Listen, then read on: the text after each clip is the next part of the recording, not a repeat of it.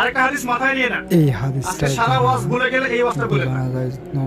এই হাদিস নবীজি বলছেন, সাহাবীর নেকি তোমাদের সামনে, হে আমার সাহাবীরা, তোমাদের সামনে এমন একটা যুগ আসছে, ওই যুগে আমার সুন্নতকে ধরে রাখাটা হাতের মধ্যে আগুন ধরে রাখা কষ্টকর হয়ে যাবে। আমি অনেকদিন এই লেকচারে এই হাদিসটা ঠিক বলছি। রাখতে পারবে তোমাদের সামনে এমন একটা তারা এই কঠিন যুগ হাদিসটা আসছে, বেশি বেশি জামানা পড়বে। সবরিন, সবরের যুগ, কঠিন যুগ।